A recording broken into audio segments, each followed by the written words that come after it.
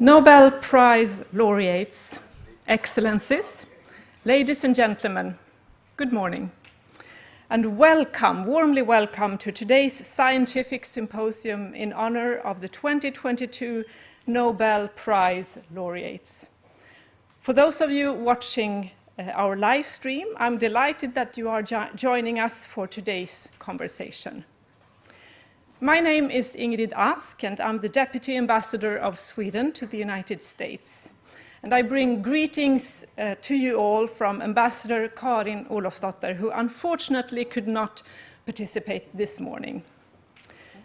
It is my great pleasure to host such a distinguished group of people at House of Sweden today. For several decades, it has been a tradition for the Embassy of Sweden to invite US-based Nobel Prize laureates to Washington, D.C. to celebrate their achievements and to learn about their work. My colleagues and I always cherish and look forward to this event, and perhaps even more so this year. Russia's brutal, illegal, and unprovoked invasion of Ukraine has brought the real-life consequences of authoritarianism on full display. But the war has also painfully reminded us of the importance of open societies that value freedom. Freedom of expression and speech, but also academic freedom and the independent search for knowledge. It's crucial for societies to foster an environment where researchers can thrive and progress, and to keep science and research independent of political control. It therefore brings me, and hopefully you all, a feeling of optimism and a welcome respite to celebrate the advances of science and to hear from some of the pioneers of our time. And today, we have the privilege to honor 4 of this year's Nobel Prize laureates. Dr. John F. Clauser. Dr. Clauser shared his Nobel Prize in Physics with Dr. Alan Aspect and Dr. Anton Zeilinger for experiments with entangled photons, establishing the violation of Bell inequalities and pioneering quantum information science. Their results have cleared the way for new technology based on quantum physics. Dr. K. Barry Sharpless, you are one of only 5 individuals to have won the Nobel Prize twice.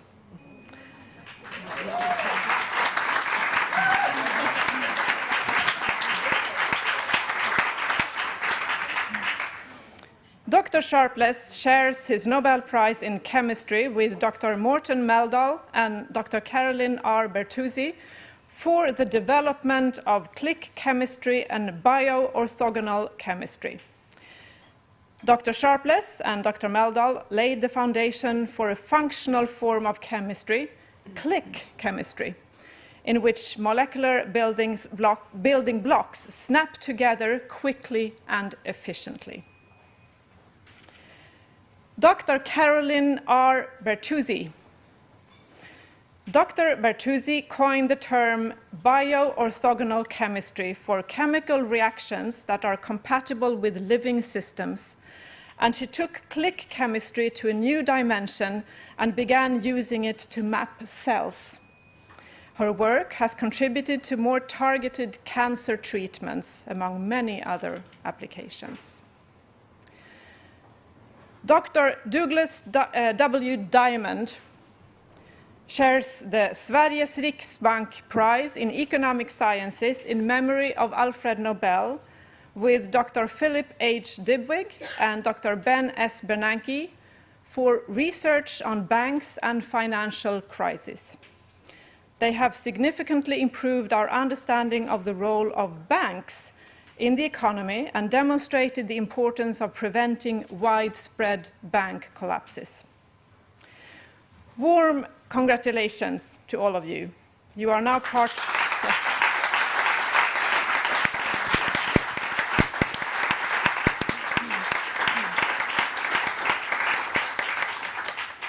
You are now part of a very distinguished group of scientists, of authors, of peacemakers.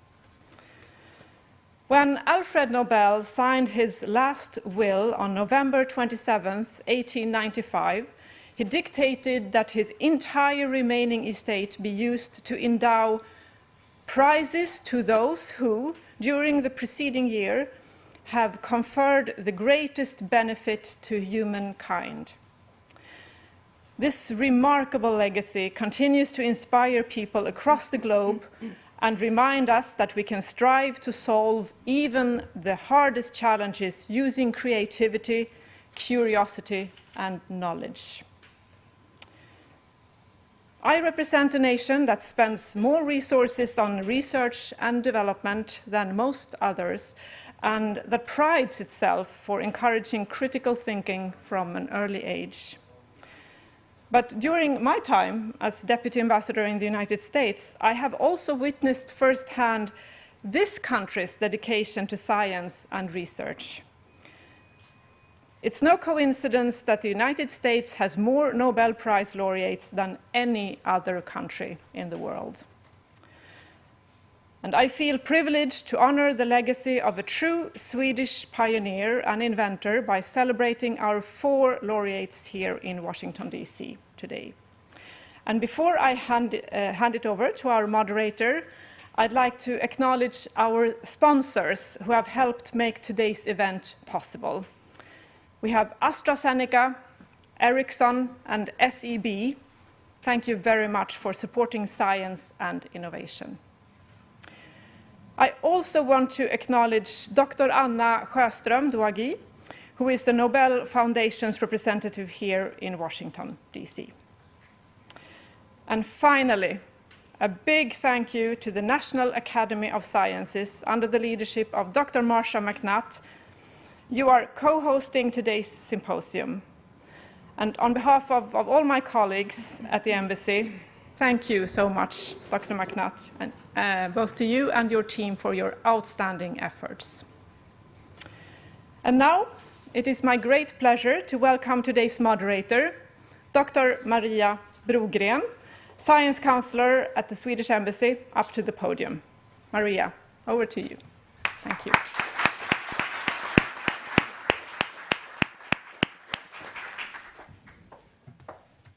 Thank you, Ingrid.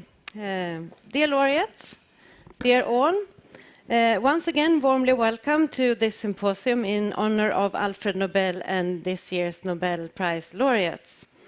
As mentioned, my name is Maria Brogren, and I'm the Science Counselor at the Swedish Embassy to the US. And on a day like this, when I get to talk to not only 1, but 4 Nobel Prize Laureates, I believe I have the best job there is, actually. So happy. And this morning, we celebrate the scientific breakthroughs of this year's American laureates, and 4 of the 6 are here in person. And my honor and challenge as the moderator is to interview our laureates about their discoveries.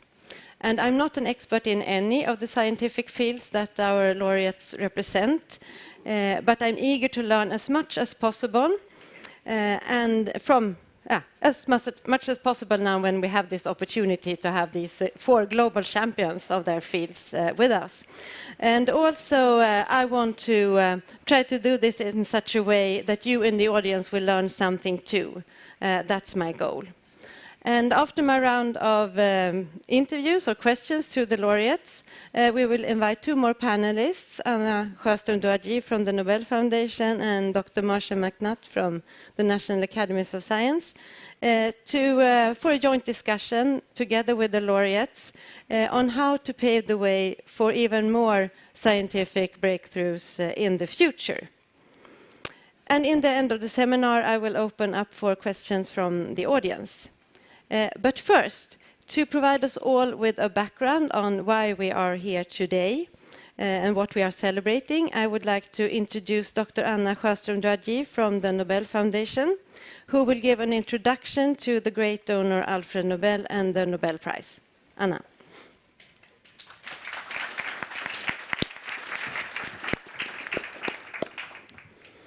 And Anna Sjöström Doagi is the Vice President for Strategic Initiatives at the Nobel Foundation. And she has a PhD in immunology from the Karolinska Institute in Stockholm. Anna Sjöström Doagi is also a member of the Royal Swedish Academy of Sciences and the founder of Young Academy of Science, the Young Academy of Sweden, yes, which is a network with the mission to promote and strengthen young researchers and stimulate interdisciplinary interactions. Dr. Sjöström Doagi also has a long experience in international science policy from both the Swedish and the European research councils, and has been awarded with the Ordre de Palme Académique by the French Republic for her contributions to the scientific exchange between Sweden and France. So please, Dr. Sjöström Doagi, the floor is yours.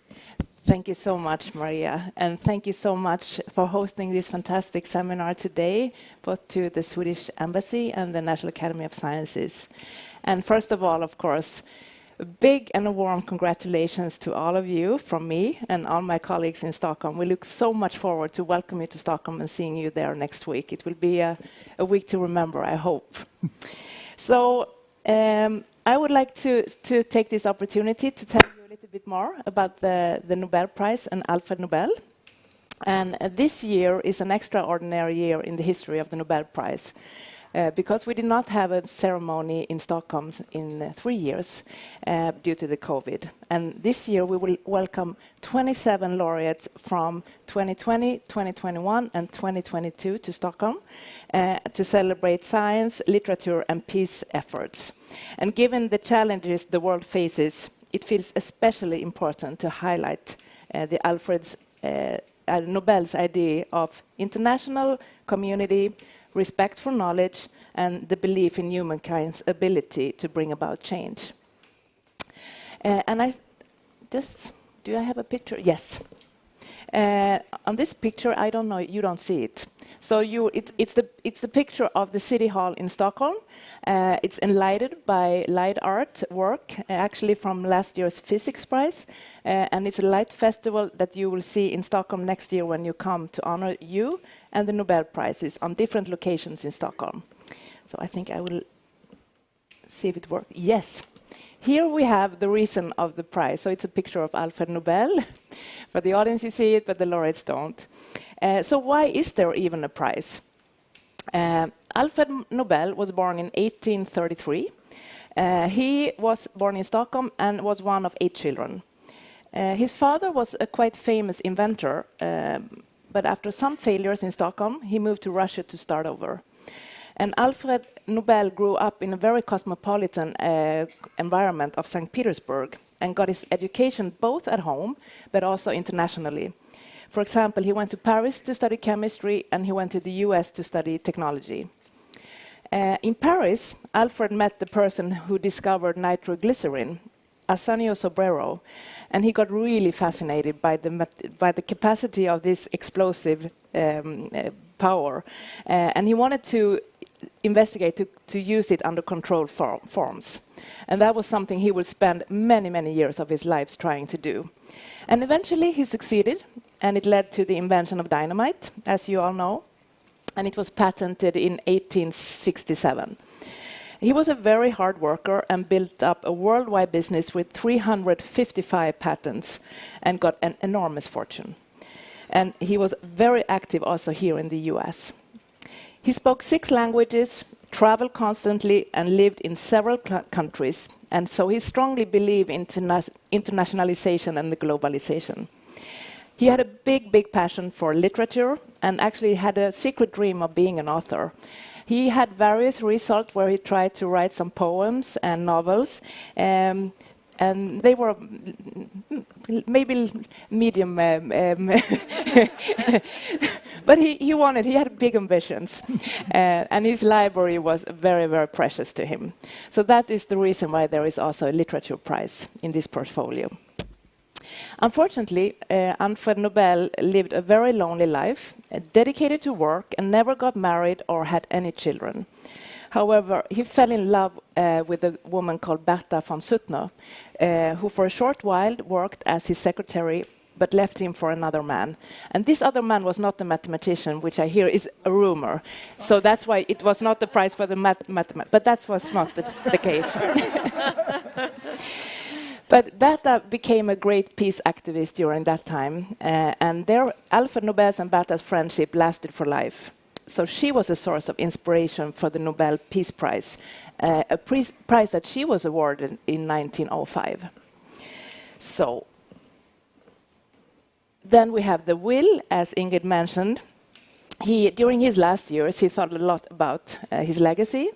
So he wrote several wills, and this was the third one that was signed 1895 in Paris. And he died 1 year after in San Remo in Italy, where he lived at that time. And then he left an enormous fortune. And to his family's actually great disappointment, it was discovered that he had donated almost everything to create a new prize that would ensure the continuous development of intellectual and cultural progress in the world, as was specified in the will. And the prizes would go to persons who had conferred the greatest benefit to humankind, and irrespective of nationality and gender, which was really surprising at that time. And he also described very well in which areas he wanted the prizes to be awarded. He also made clear which institutions to select the laureates. And it was created a lot of debate because the Swedish king was not happy that Norway got the task to select the Peace Prize. And he was not happy that anyone could get this prize. Why not only donate to Swedish researchers? As you all know, then the prize would not have been so famous these days. But Nobel wanted persons who were behind basic discoveries, as you are, to get also a piece of the fortune that the inventors get as himself. And the first prize could finally be awarded in 1901, after everything had been sorted out with the legal battles. And the first physics laureate was Wilhelm Röntgen. And that was a discovery that Alfred Nobel himself was extremely fascinated about, that you could actually see your bones. So I'm soon rounding up here, and you will not see that, but you will soon visit these buildings in Stockholm. These are the 4 prize awarding institutions that Alfred Nobel are selected. So up in the corner of the left, you see the Royal Swedish Academy of Sciences, selecting the prizes in physics, chemistry, and the prize in economic sciences. Up to the right, you have the Nobel Assembly at the Karolinska Institutet, selects the Physiology or Medicine Prize. And then down in the corner, you have the Swedish Academy, selecting the Literature Prize. And then down right, you have the Nobel Institute in Oslo, selecting the Peace Prize. And the institutions get nominations and work thoroughly through almost 1 year before the announcement. And the decisions are being made the same day as the announcement and the press conference. And the laureates get the information quite early in the morning here in the US, as I guess you all are very aware of. So the strongest symbol of the Nobel Prize is, of course, so this, I don't really have one on my own. This is only chocolate. But you will get one soon. So that's the strongest symbol for the Nobel Prize. But the laureates will not only get the medal, they will get 3 signatures for the Nobel Prize, which is the medal. 18-karat gold, weighs 175 grams. That's the European weight system. I'm not sure in US. It's Alfred Nobel on the front side on all the prize categories. On the back side, they are different in the different categories, but it also has your name engraved. You will also get a unique diploma that is made by foremost Swedish and Norwegian artists. And then, of course, you will get the prize money, which is approximately $1 million that can be shared between 3 persons. And today, 954 individuals and 27 organizations has been awarded the Nobel Prize, 615 prizes. And some individuals have actually got the prize twice, as Barry Sharpless sitting here today, who got the Chemistry Prize 2001 and now 2022. He's joined by some others, but not so many. For example, Marie Curie, who got the prize in physics 1903 and chemistry in 1911. Only 3 times before in peace history has the ceremony been cancelled. And next Saturday, you will be sitting, now you don't see it as well, but there is a picture of the concert hall in Stockholm, where you will be handed over the Nobel Prize by the Majesty of the King, who will give the medals to you. And the word laureate refers to being signified by the laurel wreath. In ancient Greece, the laurel wreaths were awarded to victors as a sign of honor, both in athletic competitions but also in poetic meets. When you visit Stockholm next week, you will visit the Nobel Prize Museum. It was a small museum starting as a traveling exhibition around the world. And it started almost 20 years ago. And since then, we have seen an increasing demand of the Nobel Prize working to engage and inspire young people and also to bring out information and education in the society. So there will be a new Nobel Center built in Stockholm that will be ready in 2029. You don't see it here, but it's a view from the house towards the water in Stockholm. And this house will be a work where your work and discoveries will be the basis for activities all year around, and with the aim to create a platform for new ideas. So you are now a part of the history of Alfred Nobel, and we welcome you to the Nobel family. Together, we will keep Alfred Nobel's legacy alive, that science, literature, and peace work makes the world a better place, and will continue doing so. The problem of today will be solved by the laureates of tomorrow. Thank you so much.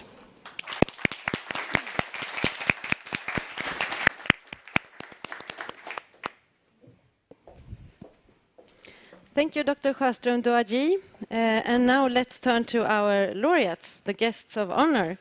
And I will start with the Physics Prize, as it's first mentioned in Alfred Nobel's will. Isn't that correct, Anna, the Physics Prize? Yes. So Dr. Clauser is awarded Nobel Prize in Physics 2022 for experiments with entangled photons, establishing the violation of Bell inequalities and pioneering quantum information science. And he shares the prize with Alain Aspect and Anton Zeilinger. And John Clauser received his Bachelor of Science degree in Physics from the California Institute of Technology in 1964, his Masters of Arts in Physics in 1966, and PhD in Physics in 1969 from Columbia University. From 1969 to 1996, he worked at Lawrence Berkeley National Lab, Lawrence Livermore National Lab, and University of California, Berkeley. And between 1972 and 1976, Dr. Clauser conducted his groundbreaking experiments using entangled light particles, photons. This was the world's first observation of non-local quantum entanglement and the first experimental observation of a violation of a so-called Bell inequality. And as far as I understand it, the experiments of Dr. Clauser and the other physics laureates of this year confirm that quantum mechanics is correct or complete or universal and pave the way for quantum computers, quantum communication, and more. We're very happy to have you here, Dr. Clauser. Can you briefly describe what the Bell inequality is and why it was debated? Well, there are actually not one, but there are actually three different Bell inequalities. The first one was in 1964, was discovered by John Bell, a theorist at CERN in Geneva. Totally brilliant and totally unexpected mathematical discovery. Unfortunately, that inequality did not lend itself to any experimental tests. There were two more. In 1969, Abner Shimoni, Mike Horn, and Dick Holt and I produced what is now known as the Clauser-Horn-Shimoni-Holt inequality, which is the second Bell inequality, and that was the first actual experimental prediction. And in that paper, we actually specifically proposed an experiment to test entanglement, and laid out all the experimental conditions to do that. And that was the original test that I did with Stuart Friedman in 1972 at University of California, Berkeley. The third inequality is what's called the Clauser-Horn inequality. That is a much more general inequality and also a very firm experimental prediction. And that has not been tested until quite recently, in 2013, 2015. Experiments at University of Vienna by Anton Zeilinger's group, and at Champaign-Urbana, Illinois, by Paul Kwiat's group, have actually finally experimentally tested that, which basically, among more important things, was that it closed some of the loopholes that were left by the CH-SH inequality. Now, the original Bell inequality, and the grand irony there was that it overturned or reversed the conclusion that Einstein, Podolsky, Rosen had come to. Einstein, Podolsky, Rosen, and Einstein was very famously debated with Niels Bohr, but Einstein, Podolsky, Rosen basically show everybody agreed the predictions of quantum mechanics were correct, and they argued that the presence of entanglement was a peculiar prediction from quantum mechanics, that showed that quantum mechanics was an incomplete theory, and they wanted to put in what were called hidden variables. What John Bell spectacularly showed was that just the opposite was true, that that if there were hidden variables completing quantum mechanics, that then the predictions of quantum mechanics could not be correct.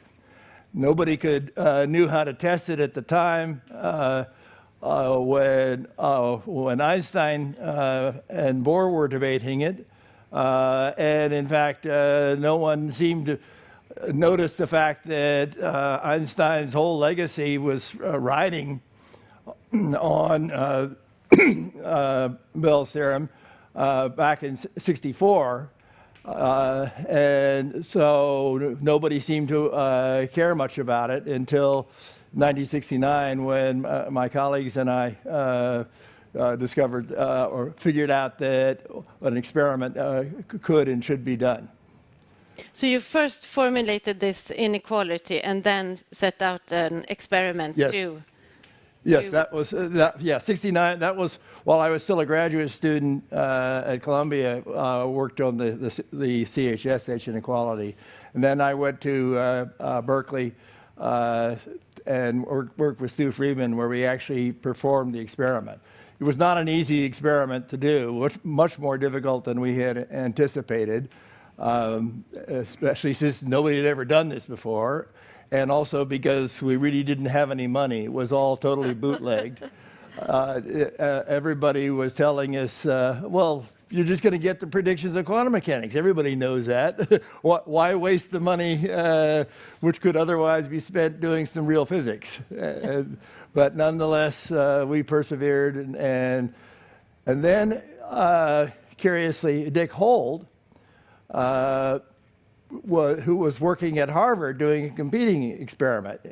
Okay, my experiment with Friedman showed that quantum mechanical predictions were correct. The Harvard experiment showed just the opposite. Well, fortunately, they were wise enough not to publish those results because, and they were suspicious of their own experimental results. So I went on and said, well, okay, maybe I'm wrong. So I did another experiment, and actually ended up doing 3 more experiments at UC Berkeley, and they all came up with the same answer. Einstein was wrong, Bohr was right, and quantum mechanics predictions of quantum mechanics were right. I was very disappointed. I was disappointed because I personally was a grand champion of Einstein's thinking, and in fact, a lot of physics is based on Einstein's work, and it was I was very sad to have overturned his work, but the results of the experiment didn't lie. I had no choice but to trust my own results. But you published this, and was it sort of uptaken in the scientific community, or? More in Europe than in the United States. I don't know why the difference was, but there were some people who read it, but most of, for example, when I talked to my faculty back at Columbia and also Richard Feynman at Caltech, they all said, well, you got what you expect, what everybody predicted, you know, now get on and do some real physics. So it was not, and then Aspect's work, which followed mine in the 1980s, and then again, Zeilinger's work started in the 90s, were following on and drawing much more attention to the importance of the work, which my original work evidently had not done. But you're the third Bell inequality that you also helped in formulating was the basis of that experiment, or?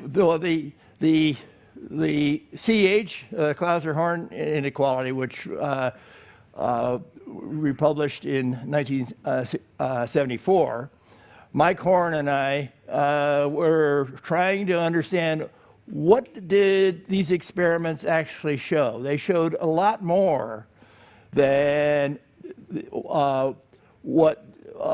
than just simply the disappearance of the possibility of hidden variables in quantum mechanics.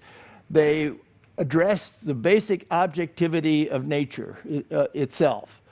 So we formulated what is called theory of local realism, and additional papers by Shimoni and John Bell helped further flesh out the details of that theory. And basically, what Clauser-Horn what local realism says is that we assume that nature is made out of stuff. There's is a matter, you would call it, or elements of reality, which is what Einstein called it. That stuff makes up nature, is distributed throughout space. And if you do an experiment, you measure, not really, you don't even require determinism. That is, all you require is that the stuff that is present determine the probabilities of the results you will get when you do the experiment. And if you have one parameter setting, you will presumably get one result. If you have a different parameter setting, you will get another result. But we assume that real results actually happen. I mean, the cat in Schrodinger's box is either alive or dead. We just may or may not know whether it is. But the additional assumption, which is where Einstein's locality issue comes in, is that we have stuff in one location in a small box and stuff in a very distant box, each being measured. Now their measurers are referred to as Alice and Bob. The assumption is that Alice's choice of parameters in her experiment do not affect the results of the measurements in Bob's experiment, which is very far away. Those very simple assumptions are what is required to produce the CH inequality.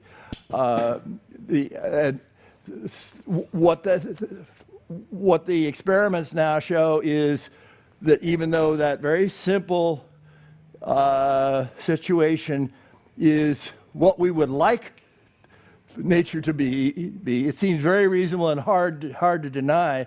That is what quantum mechanics is not. I don't know what to say what quantum mechanics is.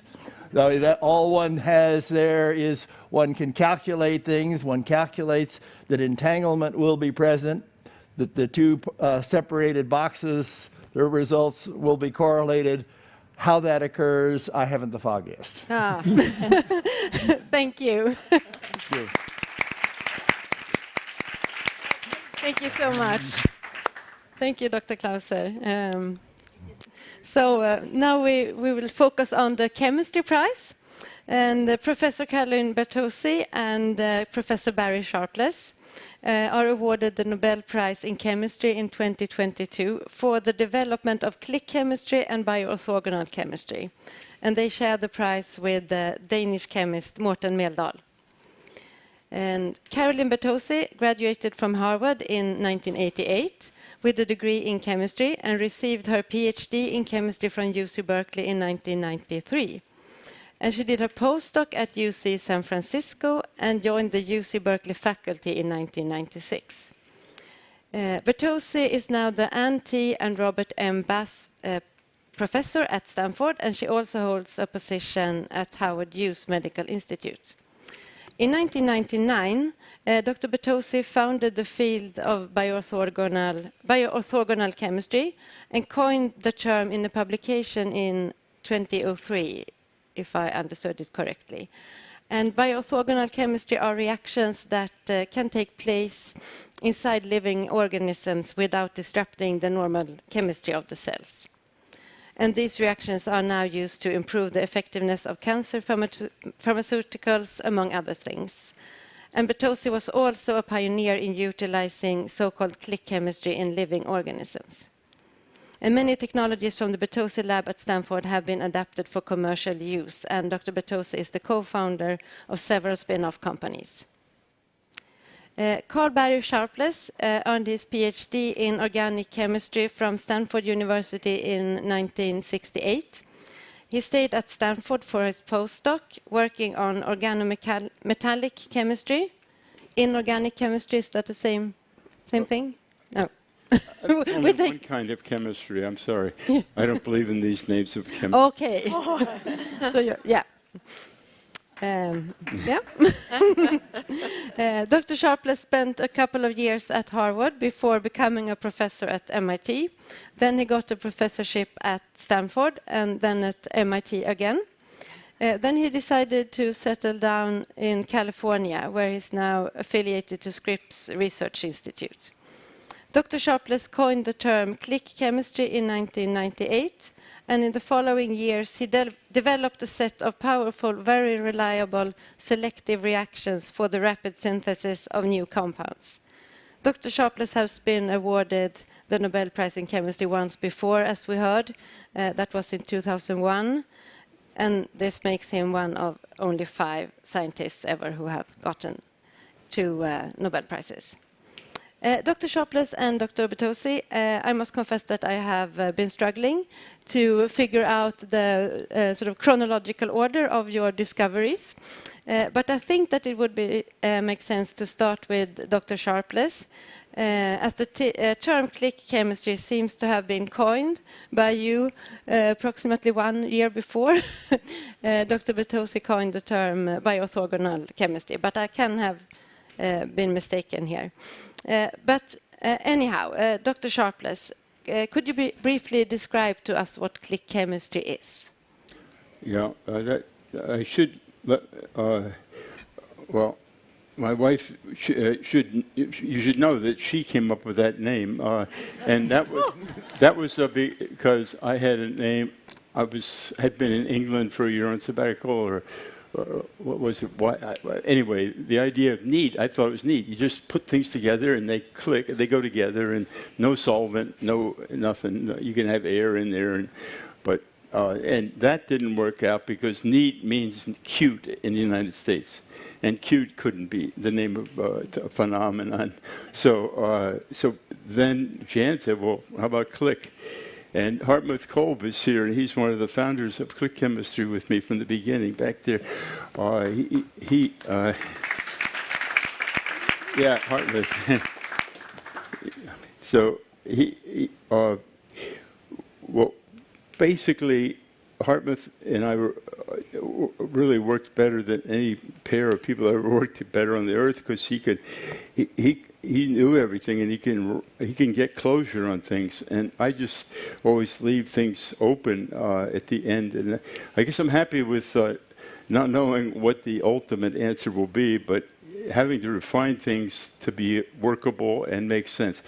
Okay, so what happened with click chemistry was when I was young, I became crazy about evolution and Darwin, and I thought everything has to be down to that, except I did believe physics was on top of that. The chemistry, we call Carolyn's journal, it's called The Central Science, and I think it's really meaningful, because if you reach out and touch somebody, if you get just a Velcro feeling, or that's one thing, but if you get a hold of each other and click like a backpack, then you're really connected. And I guess I noticed that we didn't, first of all, I was crazy about the periodic table. I memorized, that's not a big deal, memorizing the names of the elements, but I wanted to use them. I wanted to have access to them like it was your garden. And a lot of these things aren't friendly, you know, but there are a couple dozen elements that probably you can make us up out of. There'd be a few missing, your trace elements, but you'd have us. But you would never have us, I don't think, because you could not possibly organize those in space to get us. So we were in a situation, the physicists put us there with the Bell's theorem and Dr. Professor Clauser's additions. It's very complicated there, but it's just as complicated down here on Earth. The origin of life happened and has to stay within the boiling point of water. And that's where we really have a unique place in this universe, water. And if you don't stay within that range, you can't have this massively ordered thing called life. It's probably the most complicated thing that exists in the universe. I'm just guessing. So, well, what I tried to do was put things together in a way I could understand them. And when I put something in a flask, I know I'm putting a molecule in, but I know that my hands are as big as a planet. It's like I'm trying to move this molecule with Jupiter.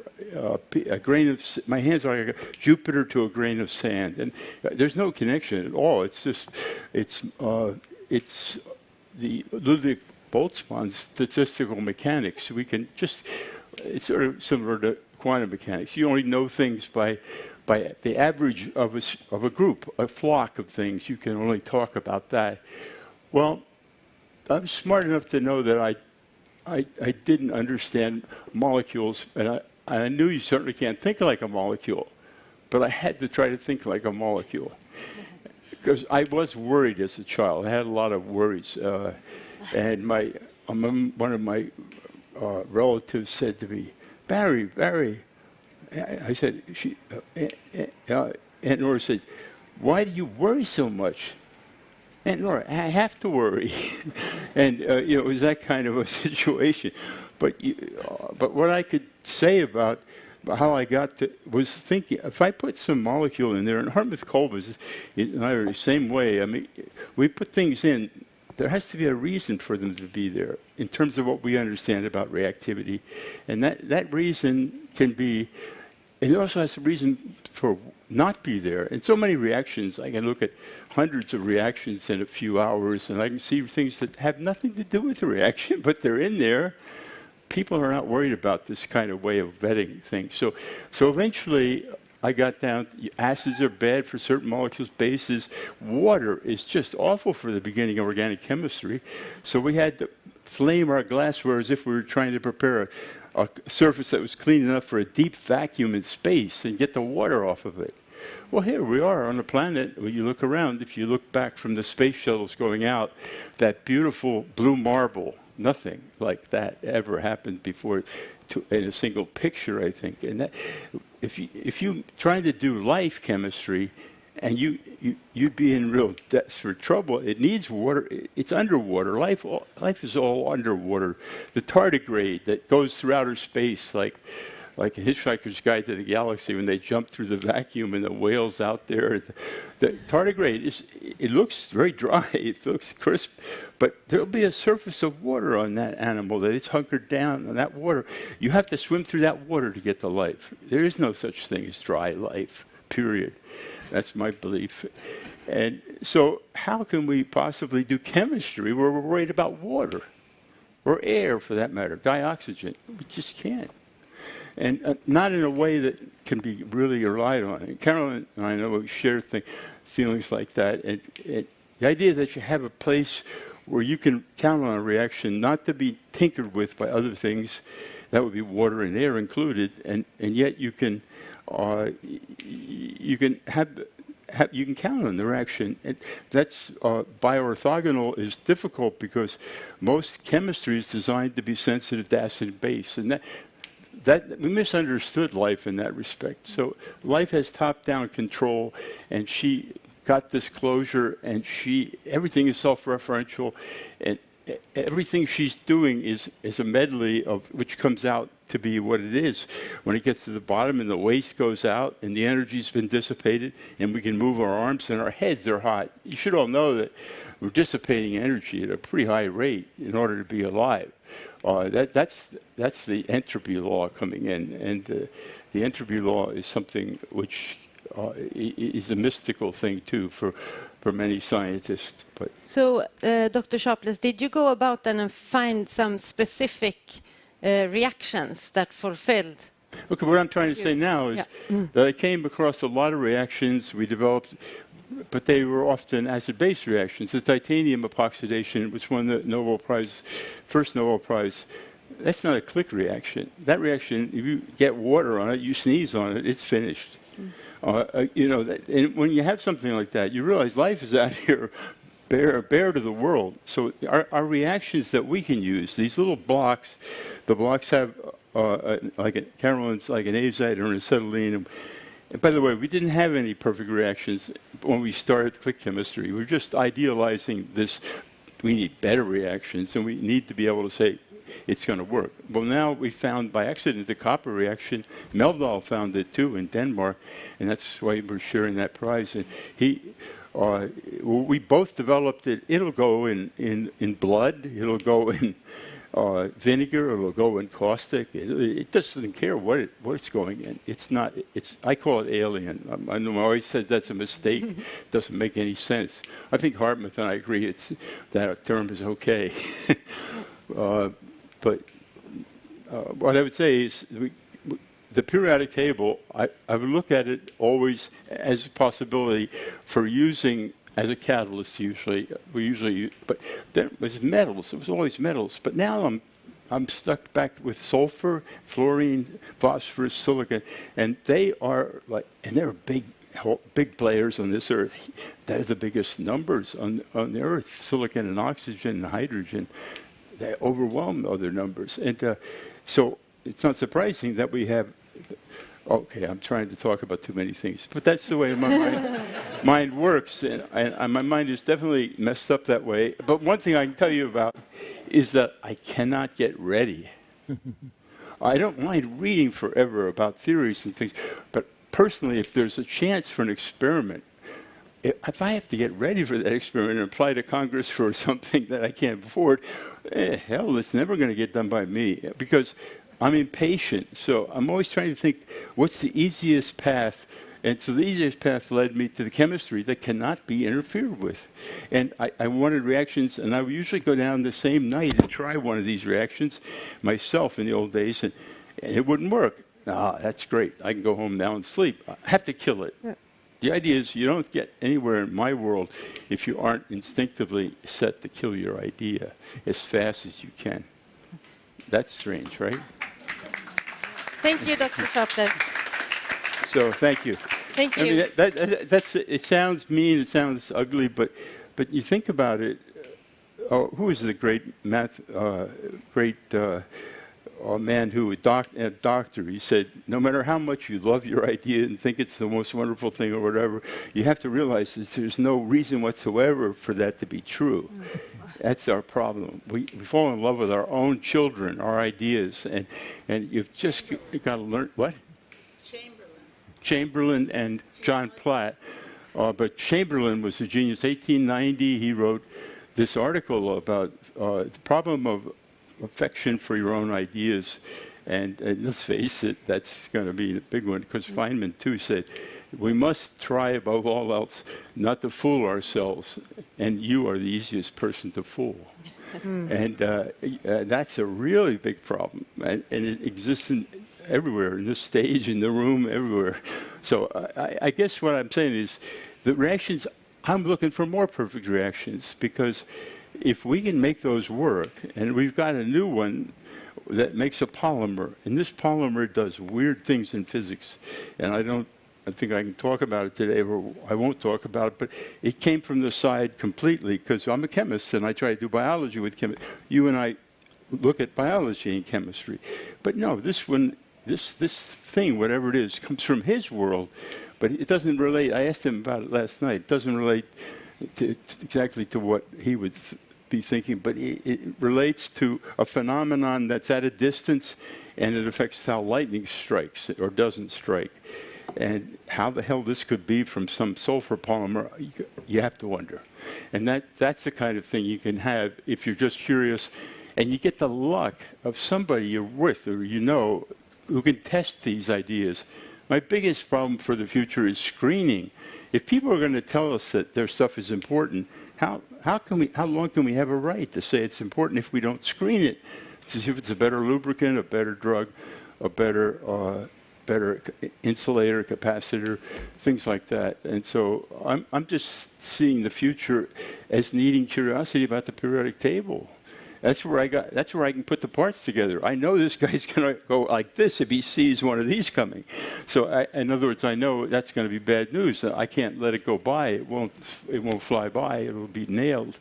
So if you know what's going to be nailed and what's not, you have a lot of latitude to work with pieces that we got. And we got them from the first creation.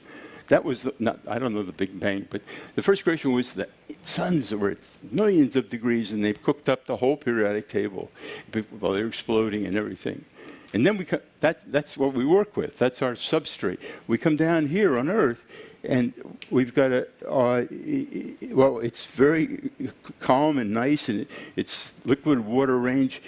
And now comes the second creation, and that's life. Life is so complicated, nobody can even imagine what it's based on. I'm sorry for the doctors of today trying to cure cancer. Carolyn, we're all trying, we'd love to, but I think it's not so easy as we think. And thank you, Dr. Sharpless. Now, I'm very curious to hear, because Carolyn is actually working with this, curing cancer, using bioorthogonal chemistry. So please, can you explain to us what bioorthogonal chemistry is? Sure, yeah, thank you. So, well, for me, the story begins during my postdoctoral years in immunology lab at UC San Francisco. And that was after I had done a PhD in synthetic organic chemistry focused on sugars, so chemically constructing complex carbohydrates. And during my PhD, I did a lot of chemistry with a functional group called the azide. And as Barry mentioned, this is one of the partners in the Kolb copper-catalyzed click chemistry reaction. But before that, the azide was already well known to synthetic chemists because you could put it into a molecule and you could do a lot of other things to that molecule where the azide just sort of came along for the ride. But then, at the end of a synthesis, you could convert the azide to another functional group called an amine. And you could do that with a very selective type of reaction. So the azide had always fascinated me as a chemical functional group just because it was so stable most of the time. And when you wanted to do a reaction with it, you could do it in a very selective way, even when it was embedded within a very complex molecule like a carbohydrate, which I had been working with. So then when I was a postdoc, I had shifted gears in this immunology lab to studying the biology of sugar molecules that coat the surfaces of cells. And I got interested in that because you read about your molecules when you're a chemist, and you learn about the biology of those molecules. And people had discovered that the structures of those sugars change when cells go from being healthy to being cancerous. So there was a cancer story in there as well. And I was working on that, and one of my big frustrations as a chemist learning biology and studying cell surface sugars is that there was no way to image those sugars. There was no way to experimentally visualize them. And that was kind of an unmet need. And it was really hard to study those sugars when they were changing in disease states if there was no way to look at them, especially on live cells or in live animals. You just couldn't see them, which wasn't true for other kinds of molecules. So, this takes us back to the 1990s when there were really wonderful imaging technologies for proteins. And one of those technologies actually won a Nobel Prize. That was Roger Chen, Martin Chalfie's development of the green fluorescent protein as an imaging tool for proteins. But there was nothing like that for sugars. And so when I got a faculty position, which was at Berkeley at the time, my mission initially was to develop a way to image sugar molecules. And the idea that we pursued was to put a chemical group into the sugars and then use that chemical group as like a handle on the sugars to attach an imaging probe chemically. But for the technology to be useful in living systems, so live cells, live animals, you'd have to do that chemistry in a living system, right? And that was where the concept of bioorthogonal chemistry originated from, was the idea that if we could find reactions that you could actually perform reliably in living systems, you could maybe use the chemistry to do these imaging experiments with sugars. So the first chemistry we worked on was actually not the azide chemistry, it was carbonyl chemistries. And so that was kind of in the late 1990s. But we were frustrated with those chemistries because there was interference in living systems. They weren't perfectly bioorthogonal. And again, I had done all this chemistry with azides in grad school for synthesis of carbohydrates. And so, I had this fascination with azides, and I thought if we could come up with a bioorthogonal chemistry that would basically allow you to attach probes through azides, that might be something you could do in a living system. And so we developed a bioorthogonal chemistry that we called the Staudinger ligation initially, based on chemistry from Hermann Staudinger, who was a Nobel laureate from the previous century, where the partner that reacted with the azide was a phosphine. It was a phosphorus derivative. And that worked beautifully on cells, and that worked even in animals. And for some years, we were using that Staudinger chemistry to do imaging experiments. But there were some problems. It was imperfect in another way, which was that the chemistry was too slow, and you had to wait hours and hours and hours for the phosphine and the azide to react with each other. And this was kind of limiting. And so by the sort of early 2000s, we were working on trying to increase the rate of that chemistry and also exploring other chemistries. And one of the other chemistries was what previously would have been thought of as the Huisken cycloaddition, right? So another German chemist in the previous century had described how azides and alkynes react with each other in a cycloaddition to make a triazole. And we hadn't really dug too deeply into that alternative reaction with azides because that reaction is also very slow. And in Barry's lab, they were looking, and maybe you were actually working on this too, looking at the Huisken cycloadditions as a click chemistry, but you had to heat them up. You had to do those reactions at high temperatures to get that click chemistry to go, which is fine, for synthetic applications when you're making simple molecules, but for biological applications, it's too hot. And Barry mentioned that, life has to take place between the freezing point and the boiling point of water. And even the boiling point of water is too hot, right, for most biological materials. It'll denature proteins, they'll fall into pieces and stuff. So getting these reactions to go at lower temperatures turned out to be something you guys were interested in, right, for click chemistry, and it was something that was absolutely required for what we were interested in, which was doing chemistry in living systems. Like the body temperature of a human is only 37 degrees. It's not 100 degrees. So when you published the copper-catalyzed click chemistry reaction, in my lab, we looked at that and we thought, wow, that's a pretty interesting approach to speeding up the reaction without having to use high temperatures. But the copper catalyst was kind of a no-go for our work because although copper is found in biology and it's essential in the human body, the amount of copper that you would need to catalyze that reaction was too much to be tolerated in biology. It's toxic. And so we were looking for other ways of accelerating the chemistry without having to worry about a metal. And it turns out, back to the German literature from the previous century, there was a report from Georg Wittig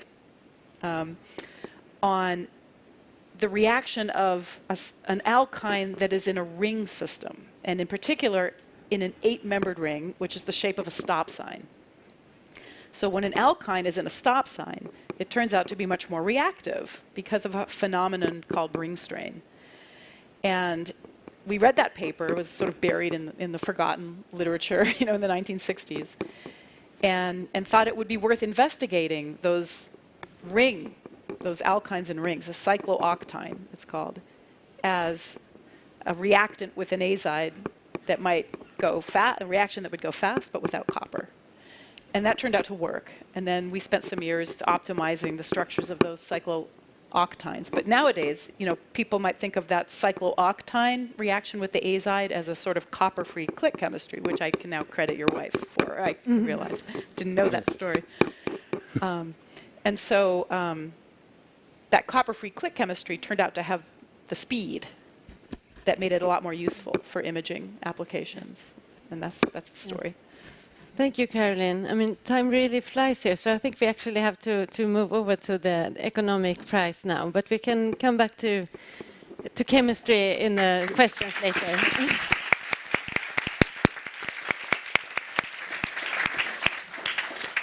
So now I turn to Professor Douglas Diamond, who is awarded the Sveriges Riksbank Prize in Economic Sciences in memory of Alfred Nobel, together with Philip Dybvig and Ben Bernanke, for the development of theoretical models that explain why banks exist, how their role in society makes them vulnerable to rumors about their impending collapse, and how society can lessen this vulnerability.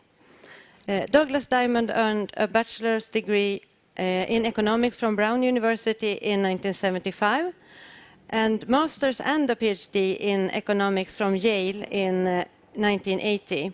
And it was at Yale that he met his co-recipient, Philip Dybvig. Dr. Diamond is known for his work on financial crisis and bank runs, particularly the Diamond-Dybvig model, which was published in the Journal of Political Economy in 1983, and the Diamond model of delegated monitoring from 1991. Douglas Diamond has taught for many years at the University of Chicago Booth School of Business, where he is currently the Merton H. Miller Distinguished Service Professor of Finance. Diamond has additionally served as a visiting professor at the Hong Kong University of Science and Technology and MIT Sloan School of Management, and as a professor and teaching fellow at the Yale School of Management. Professor Diamond, both you and Philip Dybvig were graduate and PhD students at Yale. So can you tell us how you met and when you decided to start working together?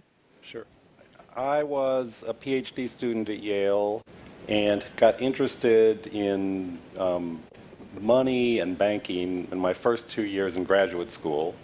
And a couple of my professors there, who were James Tobin and Martin Schuberg, were very influential in pointing out how economics didn't really have a good view of how these things worked. And then I was working hard on trying to get my dissertation to work, and then magically, between my second and third year in graduate school, Yale hired Stephen A. Ross. All three of my advisors have all passed away. So Steve, who taught me how to do research, and I think I'd still be in graduate school if it were not for Steve, came from the University of Pennsylvania and brought with him Phil Divig, who was a first-year PhD student there. So he came on and joined in our PhD program, and I met Phil taking, in my third year, usually you don't take courses in your third year, but I tried to learn finance from some people at Harvard Business School. Yale did not have anyone in finance. So I met Phil there in that. And then we were taking the course together. Phil's the top 3 smartest people I've ever met on the planet. So we were both students of Steve's, and Steve Ross had a policy of not making appointments. So the way you would talk to Steve if you wanted to talk about your research is you'd sit outside his door and wait for him to have like half an hour free. So some days he wouldn't have a half an hour free and you'd sit there for a long time, and other days he'd have 2 hours free and you'd talk. But he didn't make appointments. So Phil and I spent many, many hours sitting on the floor outside Steve Ross's office. And we talked about various things. And I think sometime in our third year in graduate school, we decided we would work on something related to finance, but we didn't really figure out what. And then we both, in the fourth year, he actually finished in 3 years, I finished in 4 years, and the next year, we decided, I had been working in the area of modeling what banks do and how their contracts are part of an optimal mechanism which has good and bad effects. So we decided that we would try to apply parts of game theory, part of economics and math called game theory, to think about instability in the financial system. But that was the level we were at. And then we both went off. He went off to get a job at Princeton in economics, and I went off to the University of Chicago. And then we decided that we would try to make that a little more precise. But that's basically how we got started. We didn't have a particular project in mind. I thought it might extend some of the stuff from my dissertation, this delegated monitoring theory of what banks do. It turned out we started basing it on that, but then went off in a totally different direction. So then what, I mean, this bank run. Okay, so we basically then came with this idea of thinking about what is a bank run. So there was, we knew that they existed, and we'd seen them in fact, in college at Brown, I had a course that was an entire course on a scholarly book by Milton Friedman and Anna Schwartz called A Monetary History of the United States. And it described in gory detail what happened in different periods in U.S. history. And the period, about a third of the book was about the Great Depression, when all the bank failures and bank runs occurred. And it had a very strong narrative and data. There were no regressions, no statistics in there, but lots and lots of data about what happened. So I knew that there was something needing more understanding there, because I didn't quite believe the Friedman and Schwartz story was complete. It was certainly, most of what was going on wasn't complete. So that's how we got into thinking about, okay, if we're going to think about this as a game theoretic thing, it's going to be something about most of economics in this, all of economics in this area that was at all formal was perfectly competitive markets where it's just supply and demand and technology that determine everything. So that's basically going to say, unless supply, demand, or technology change, you're not going to have something moving as quickly as a bank run. All of a sudden, there's not a bank run, then everybody's rushing to get to the bank before everybody else. So we decided that basically that was a nice framework, game theory, where you can think, you're thinking about what other people are going to do to affect what you're going to do, and then you're simultaneously going to do something.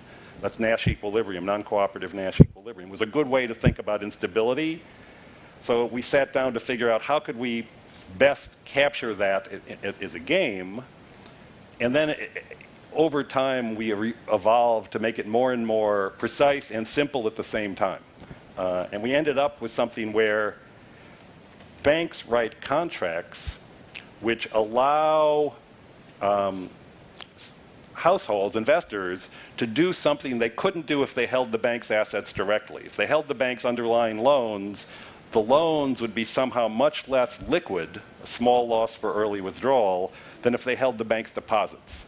So the banks were going to do this thing we called creating liquidity, and they do this by issuing short-term debt against long-term illiquid assets. It's called maturity and liquidity transformation. If they do that, and everybody thinks that it's going to be stable, it gives a better outcome. It gives more insurance against needing your money in a hurry than you could get if you had the assets directly.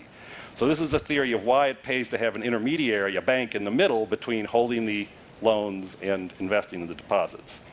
So the good news is when everybody thinks it's going to work, it actually does something better than you could do without banks. The bad news is the way you do it is give everybody who withdraws more than their pro rata share of the assets. So if only 25% of the people withdraw, let's say you liquidate 32% of the assets, that allows you to provide this insurance against liquidity.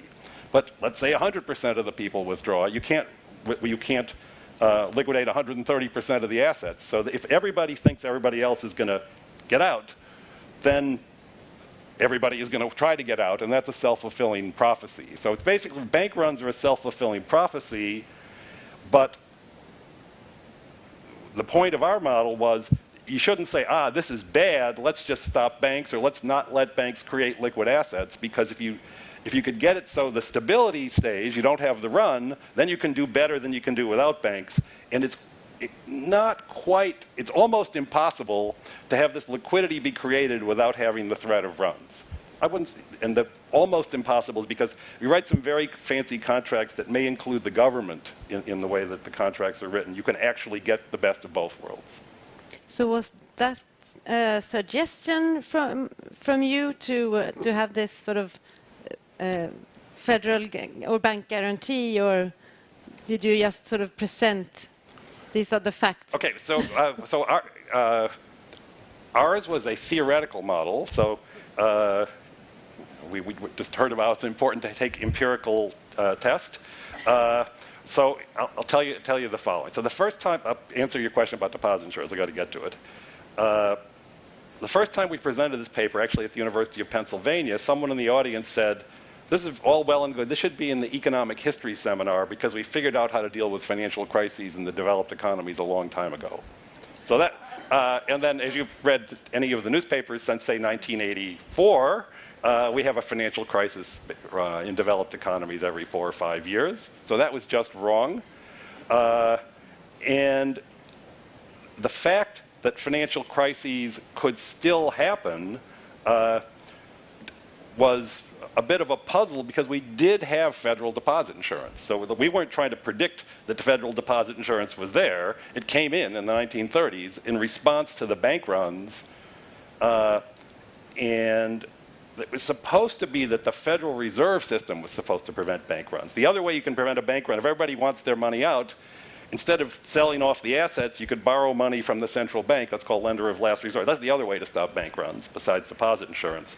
Well, the point of this Friedman and Schwartz book that I read in college was that the Federal Reserve in the United States decided in the 1930s not to lend to the banks who were experiencing withdrawals.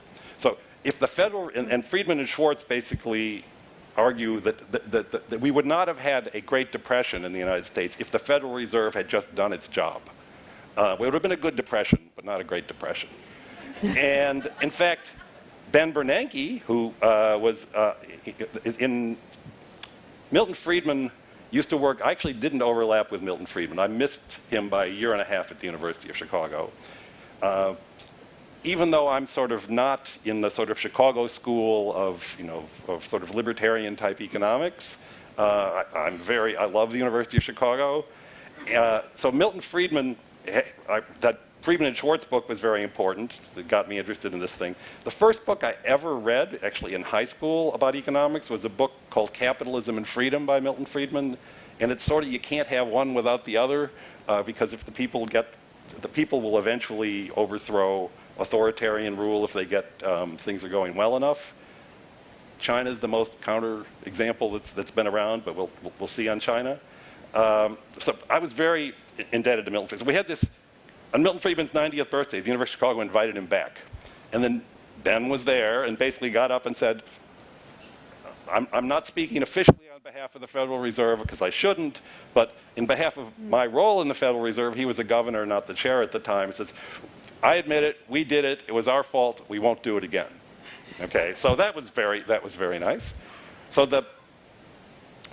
the lender of last resort, so deposit insurance, the lender of last resort was supposed to be there, but because it's up to the Federal Reserve moment by moment whether or not to do that, it wasn't good enough. So deposit insurance is a guarantee that if the bank fails, assuming the government is not broke, the government will pay you off. So that kills bank runs right away, because everybody else except you is going to pull the money out. Uh-oh, they're going to have to liquidate 130% of the assets.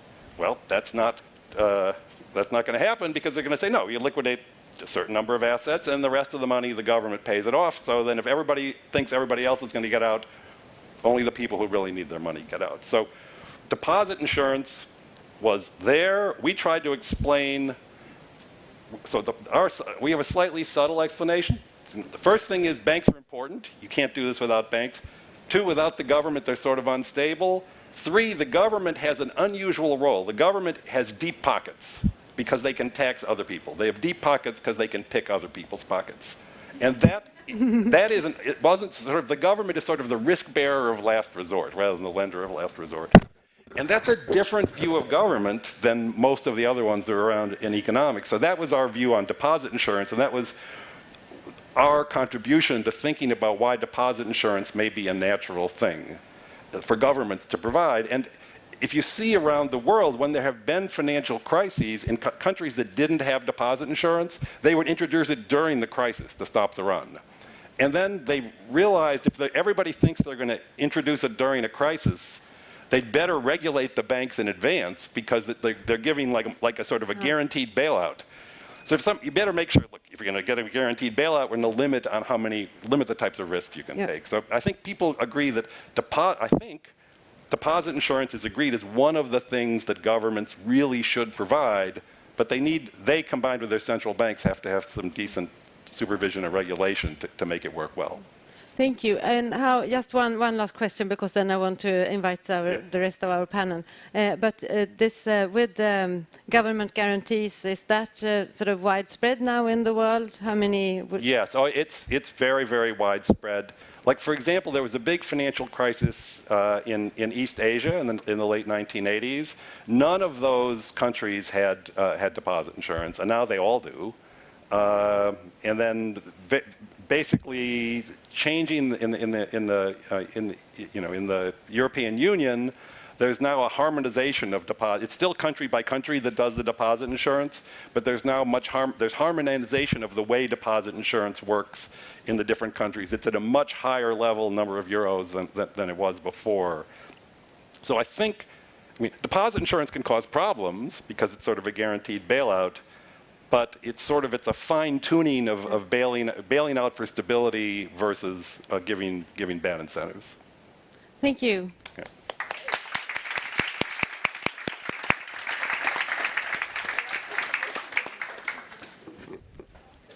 We're running a bit late, but I want to introduce the rest of our panel. And welcome Dr. Marsha McNutt from the National Academy of Science and Dr. Anna Sjöström-Drouagi from the Nobel Foundation. And we already know Anna. I presented her earlier.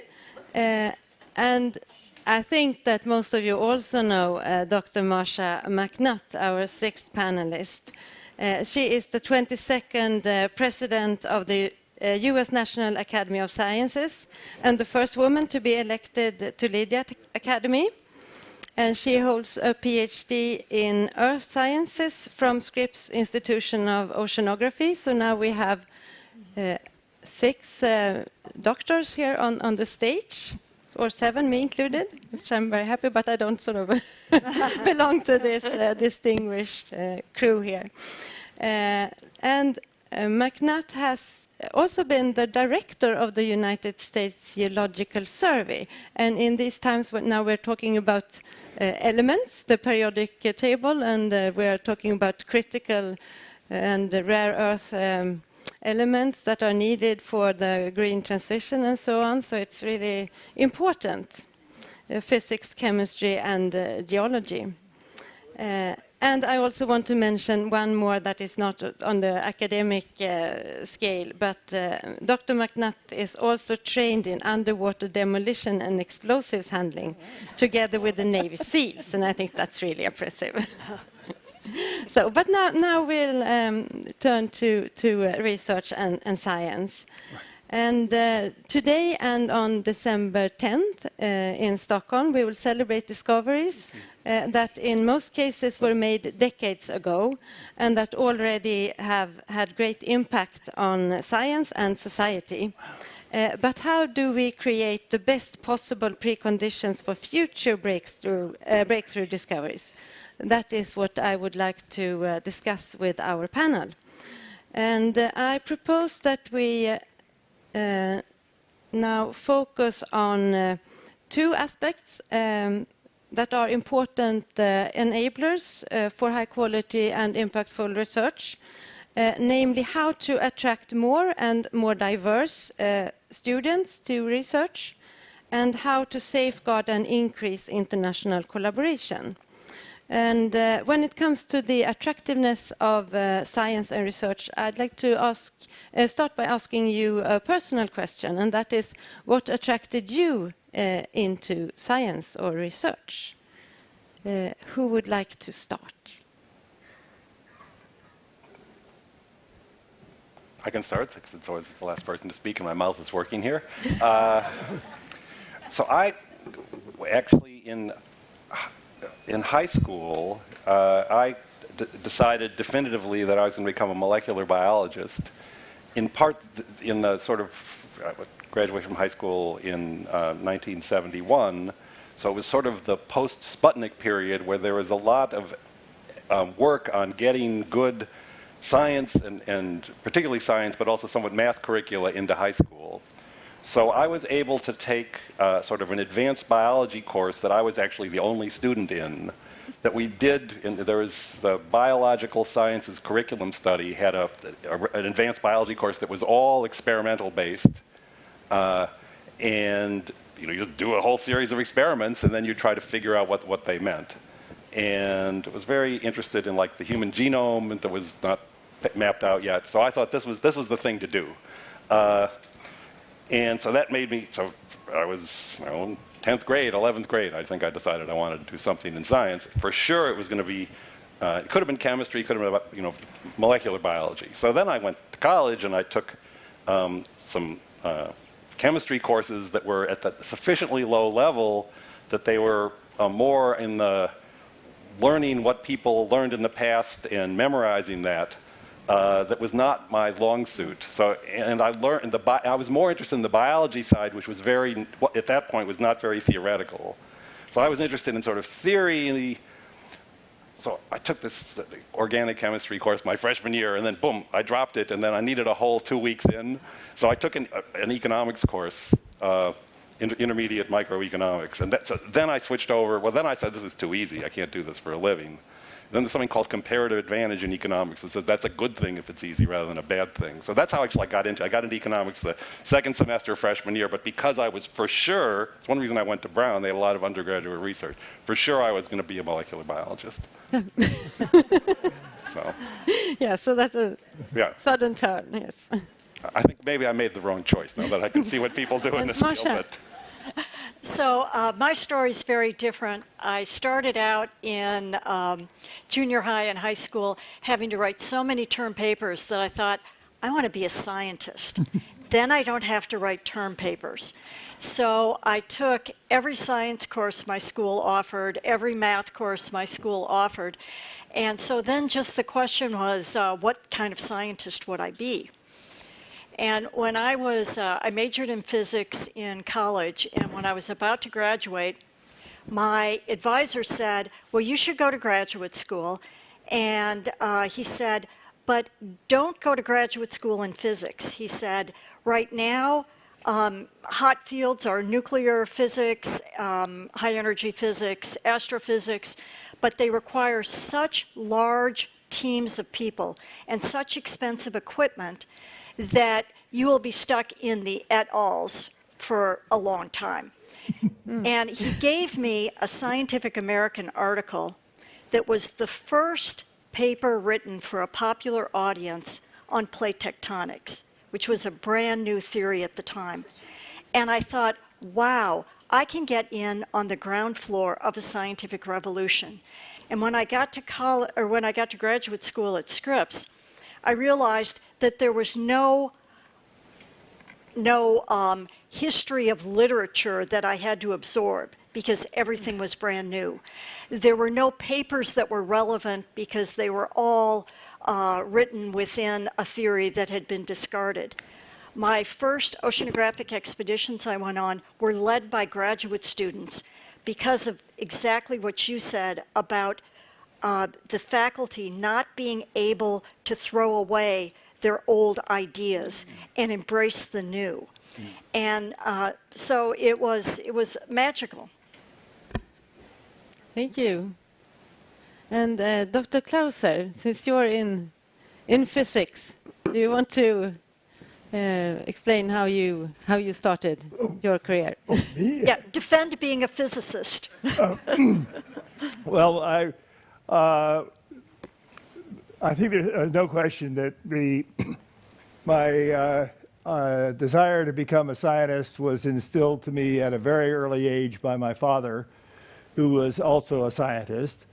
And he would answer any question that I asked and was very patient to go in gory detail and explain, and I loved every bit of it. And I mean, he did not try to push any of this down my throat, but I could just totally soaked it up. And when I was a high school student, he was the chairman of the aeronautics department at Johns Hopkins, and I would frequently go to his department. He would wait, and he would then drive us home. And so I was supposed to be doing my homework, which I wasn't, sitting there waiting. Instead, I would just wander into all of his laboratories. He had a large series of laboratories, and I would walk in and look at these marvelous experimental apparatus. He had a whole series of wind tunnels, and I would stare at these and say, boy, these guys have the greatest toys. When I grow up, I want toys like this. And so I very quickly decided that doing experimental science was fun. And so I continued wandering into laboratories all through my life. When I was an undergraduate at Caltech, I did the same thing, wandered in, all right, mister, what's that piece of hardware do? And I found it all just very enjoyable to do science. Now, one thing that I learned along the way, I guess it's hard to consider me a spiritual person, but given that I'm an atheist, but what I found as I was doing the experiments is that literally, and you would learn something new, and you carefully pose the question that you were asking, you were literally talking to God. You were asking questions, and when you did the experiment and you found a new result, you were the only person in the whole universe that knew this new piece of knowledge. And it was an amazing feeling to actually be talking to God. A laboratory, to me, is very much like a church. And the great advantage of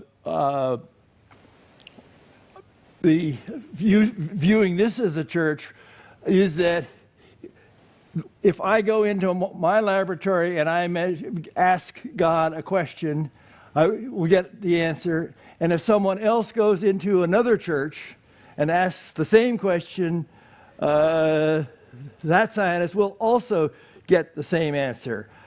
I don't believe that's true of other churches. Thank you. So what I'm hearing is this eagerness to explore and curiosity, and also to be driven by sort of having fun. But it's fun. Yeah.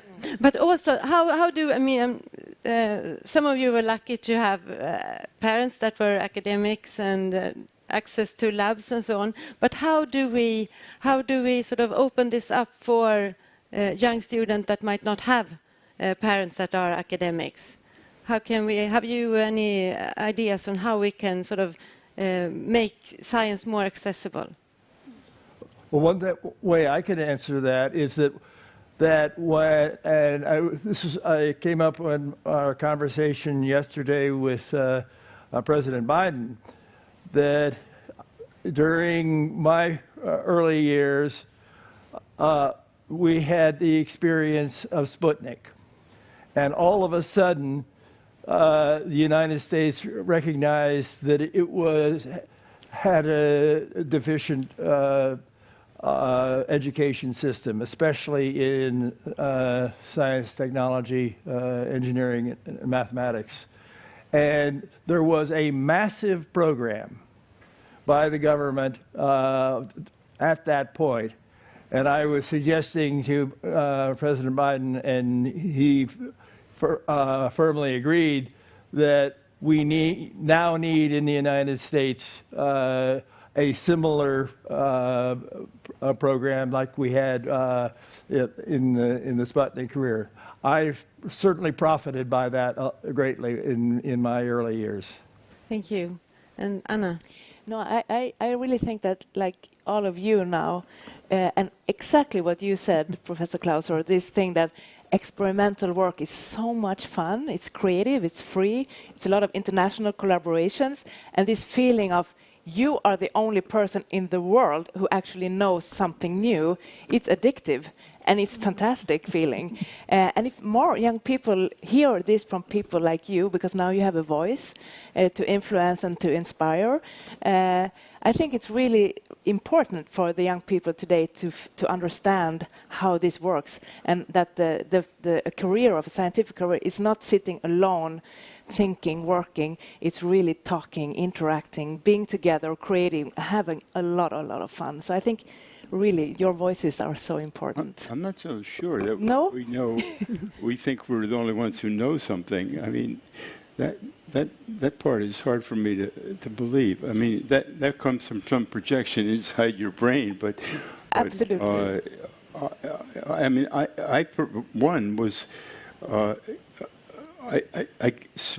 unusually interested in smell, which I wiped out by smelling too many things. But and I had in high school very little experience with that, except the normal smells humans have. But in college, I got involved in doing undergraduate research with Tom Spencer at Dartmouth, and he put up with me, and I did more or less wandered around making things. I loved the smell, so there's about 8,000 chemicals in the Dartmouth storeroom. So I went around and memorized the smells that had smells at night, 3 in the morning when nobody knew I was there. And once I grabbed ethyl chloroformate in the hood, I should have known better. And I passed out on the floor right in front of the hood. And that's the story that got around when I came back for an honorary degree. But anyway, Spencer, I was a pre-med. My dad was a surgeon, and he thought I was going to be a doctor, and he wasn't happy when I didn't. And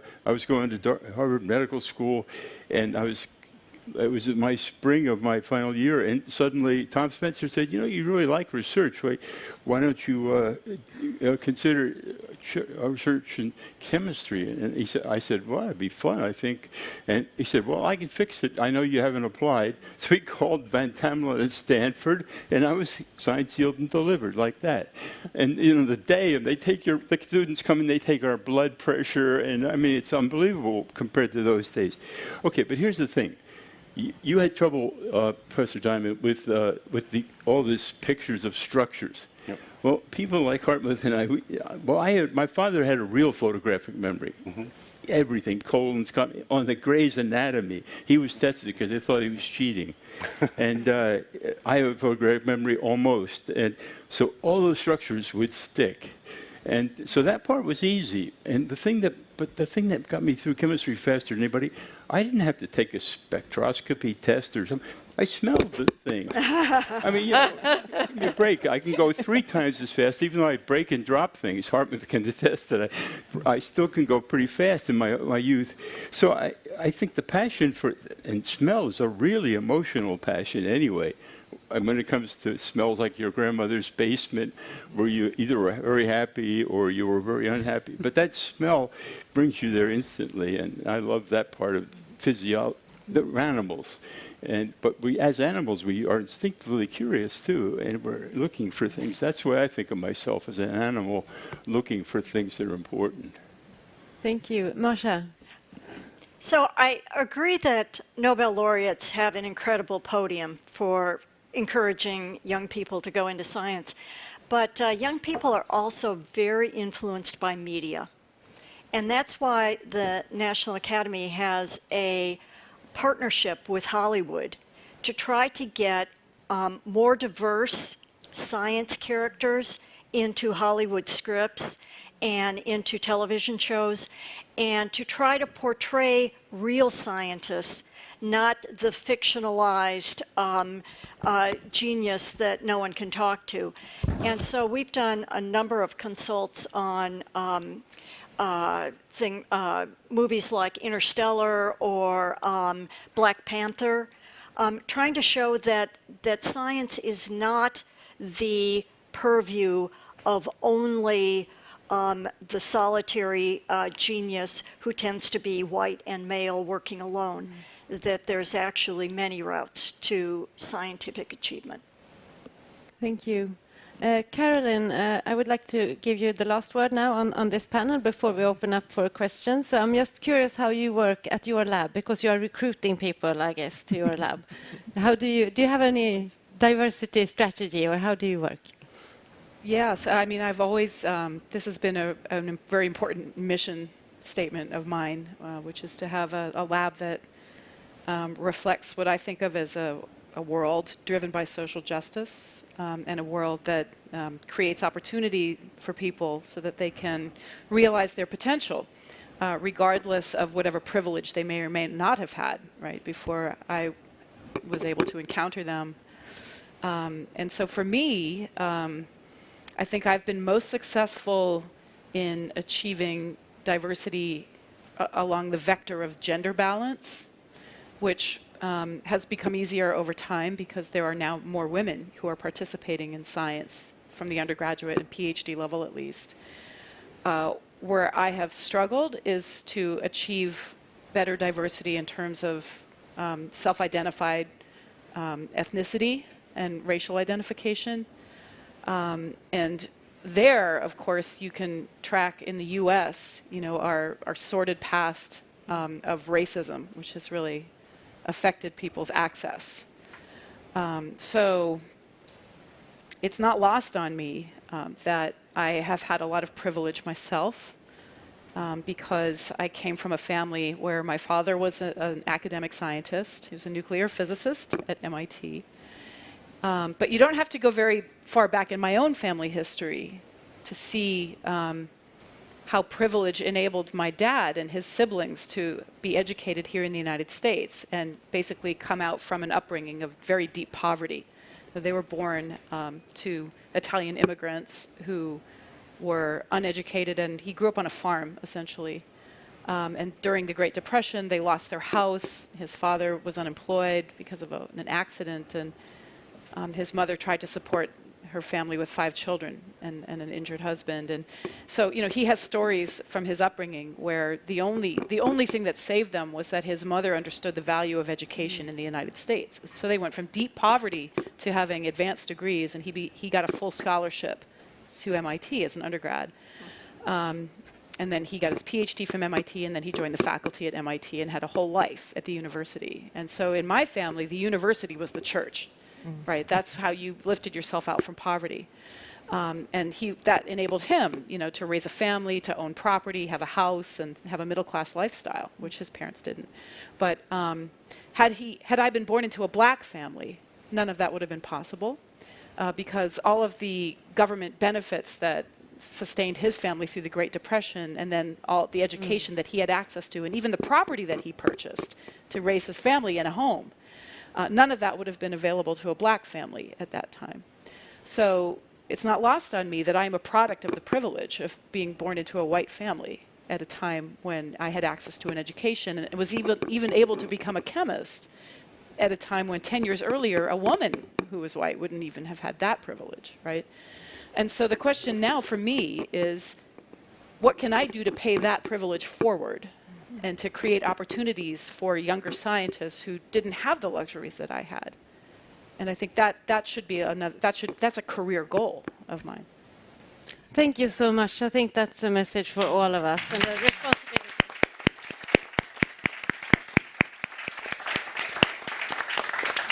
Oops. And now we're heavily behind schedule, but anyway, want to open it up for some questions from the audience. And please wait for the microphone. 2 questions. We have time for 2 questions.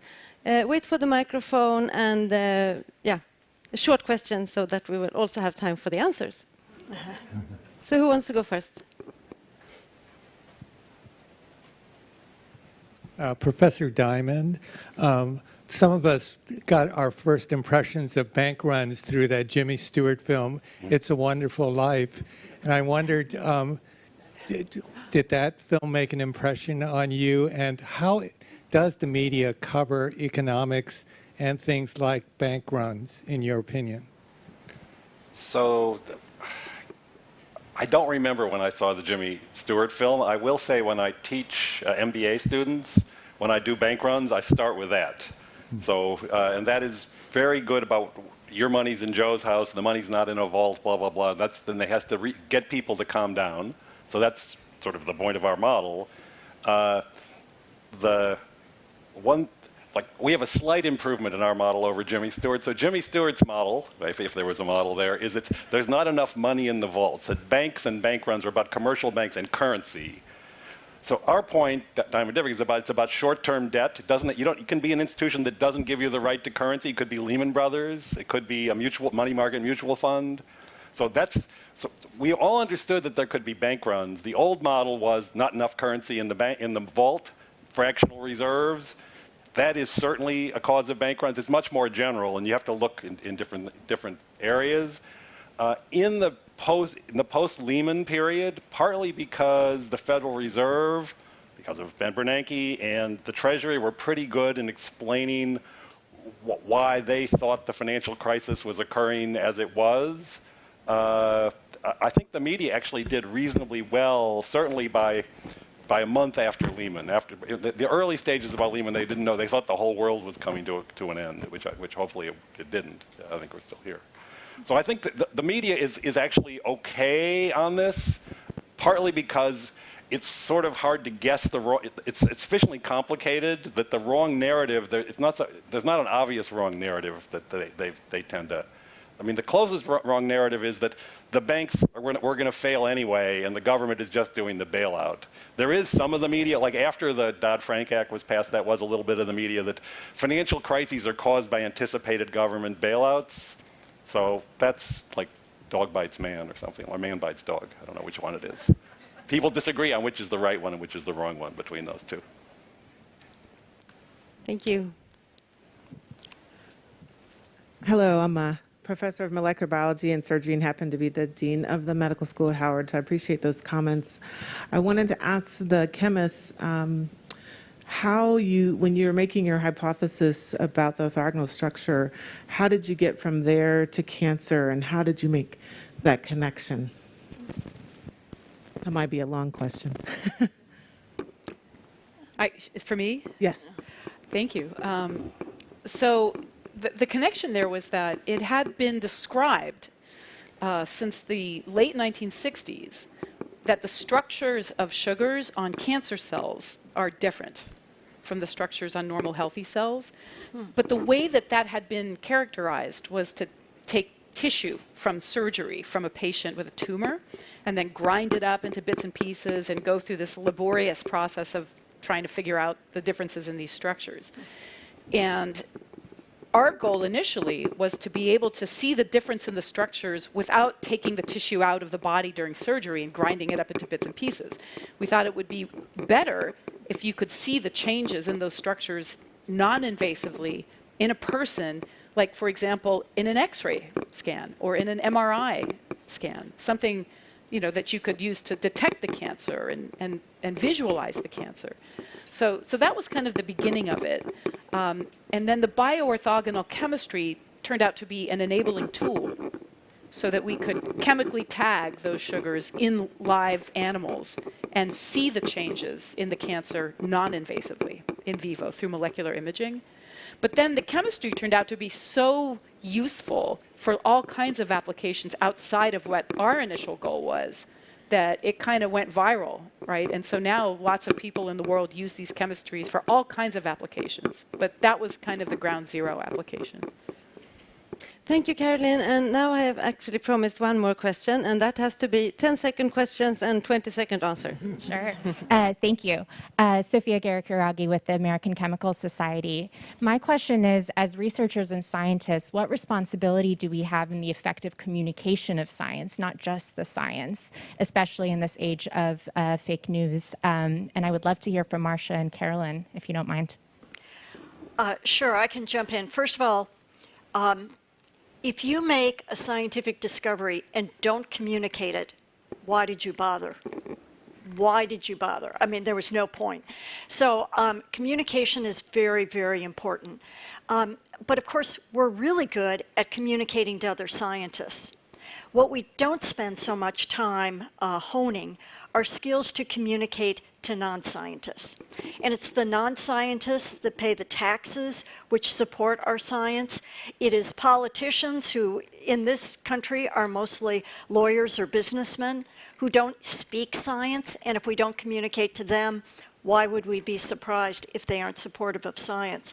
So I think this is something that the tide is beginning to turn, and a lot of universities, a lot of PhD programs, and a lot of programs for young faculty are really teaching the importance of scientific communication and training people to do it effectively. So thank you for that question, because I think that is very important. I don't think I could answer any better than Marcia did. I'll just say that for me, communication is also important because that's how you get the next generation of scientists engaged and interested in at least learning science, if not becoming scientists. It's very important. And we actually do, in our both undergraduate and graduate programs, have activities to help train our own scientists in this kind of non-technical communication. Yeah, I would say undergraduate research experience, but that would go back to high school and grammar school in principle. But in college, if you don't like undergraduate research, maybe you'll have not a good program, but chances are you aren't going to love research on your own in graduate school, because you have to then be sort of motivated yourself, and it's a way to find out if you can tolerate that. Science can be pretty boring. There are a lot of periods when you're by yourself. So I think that undergraduate research period that's what got me from medical school into chemistry. Not that, I think I wouldn't have been a good doctor. I don't think I understand molecules much better than people. And let me jump in with just a quick story. I was at a banquet once in Germany with a bunch of scientists, and the woman sitting next to me had been hired at one of the top research institutions. And I said, well, how hard was it to be hired? She said, well, her advisor had told her when she went to give her lecture that she had to give as part of the search process, that 50% of her lecture should be understood by everyone in the audience. 25% should only be understood by the very most senior, respected colleagues, and a quarter of it no one should understand. and that would be what got her hired. I was appalled, absolutely appalled and shocked. And fortunately, I don't think people are given that advice anymore. Thank you, Marsha. No.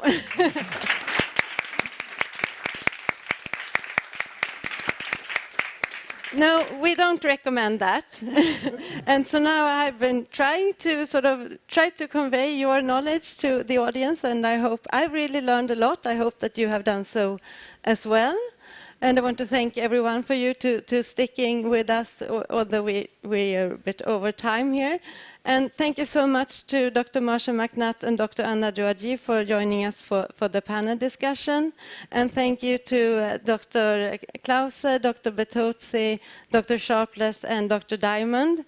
And congratulations again on your prizes, and safe travel to Stockholm next week.